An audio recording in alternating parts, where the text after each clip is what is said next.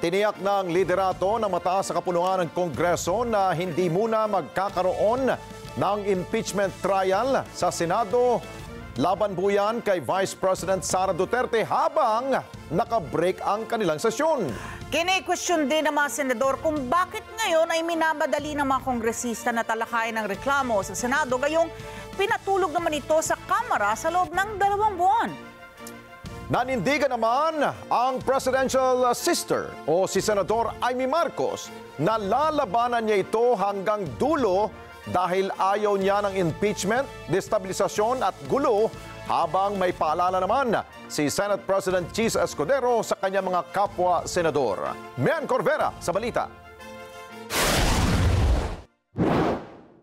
I move that we adjourn the session until 3 o'clock in the afternoon of Monday, June 2, 2025. So move, Mr. President.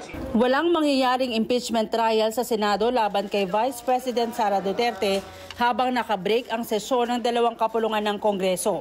Yan ang sagot ni Senate President Francis Escudero sa panawagan ng mga pro-impeachment group na busisiin ng Articles of Impeachment na isinampa laban kay Duterte. Ayon kay Escudero, hindi sila maaring mag-convene bilang impeachment court at manumpa bilang mga judge habang nakareses ang Kongreso. Nakabilang nga dyan yung binanggit ko that the Senate President shall take proper order of the subject of impeachment and matapos nun, shall notify the House of the date when the prosecutors are set to appear. Pero bago lahat mangyari yung tinatawag yung trial, kailangan muna mag-acquire ng jurisdiction ang Senado. Sa ngayon na tinanggap na ng Senado yan, hindi na may kakailang nasa Senado na yan at impeached na si Vice President Sara Duterte. At bagaman hindi pa na-convene yung impeachment court, matter of course na lamang yon, ministerial ang pag-take ng jurisdiction ng Senado sa impeachment complaint na ito. Binweltahan naman ng senador ang mga kongresista dahil sa pagmamadali na matalakay ang reklamo. Bakit anya inupuan ng 2 buwan ang impeachment at ngayon ipinasa ang bola sa Senado sa mismong huling araw ng sesyon? Iginit ni Escudero na hindi nila maaring madaliin ang anumang paglilitis.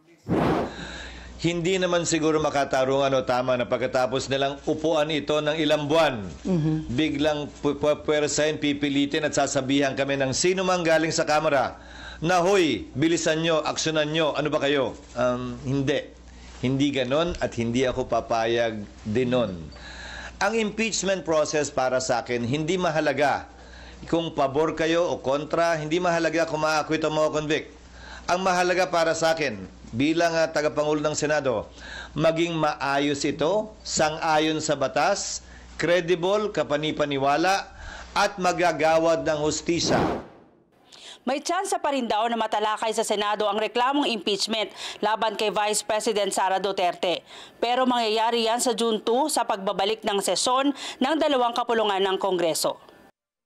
Pero maraming proseso pang kailangang pagdaanan bago masimulan ang formal na paglilitis. Kabilang narito ang masusing pagsusuri kung verified ba ang pirma ng mga kongresista at hindi ito e-signature at kung pinanumpaan sa harap ng Secretary General ng Kamara. Sabi ni Escudero, may paghahanda naman silang gagawin gaya ng pag-draft sa rules at pag-verify sa complaint para pagdating ng sesyon maaari na itong maaprobahan sa plenaryo. Kung agad masisimulan ang paglilitis sa Hunyo pero hindi ito matatapos ng June 30 pagtatapos ng termino ng 19th Congress, tiniyak ni Escudero na magpapatuloy ang trial sa 28th Congress kahit magbago pa ang komposisyon ng 2 kapulungan ng Kongreso. Ang Amerika kung saan natin kinopya yung ating sistema ng demokrasya at Republican government. Yung kanilang Senado, sa pagkakaalam ko, 1/3 lamang ang hinahalal at any one time. May naiiwang 2/3 pa rin. Kaya pwede mong sabihin continuing body talaga yung Senado. Ang Senado ng Pilipinas, 12. So, walang majority, walang quorum ang maiiwan. Subalit, ilang bagay ang nais kong sabihin kaugnay nito. Tingnan nyo na lamang ang mga collegial courts dahil ito'y hindi function ng legislature. Hindi ito typical na bill sa aking pananaw na pagtapos ng Kongreso, i-file mo uli. Pag hindi na-aprobahan, kailangan aprubahan uli ng magkabilang kamara. Kahit na-aprobahan sa kamara, dito hindi, simula uli sa simula. Halos lahat naman siguro sangayon. Ito ay impeachment court. Hiwalay sa function ng lehislatura. Pero siyempre, kikilalanin ang pagtatapos ng termino ng mga miyembro nito. Ngayon pa lang, nagpaalala naman ang senador sa mga kapwa-senador na maging apolitical. Basta ang Senado, gagampanan namin ang tungkulin namin ng, tatagalogin ko ng may malamig na neutralidad ng isang hukom na walang kinikilingan. Pero ngayon pa lang, tiniyak ni Senador Amy Marcos na ayaw niya sa impeachment at lalabanan niya ito hanggang dulo. Nakakahiya raw kasi na sa dami ng problema ng bansa, destabilization at impeachment ba ang ginagawang solusyon. Ellen Corvera, para sa Mata ng Agila, matatag, matapang, matapat. Maraming salamat sa inyo pong pagsubaybay sa Mata ng Agila Primetime. Para malaman ang matatag, matapang at matapat na mga balita, i-follow lamang at mag-subscribe sa @Net25 TV.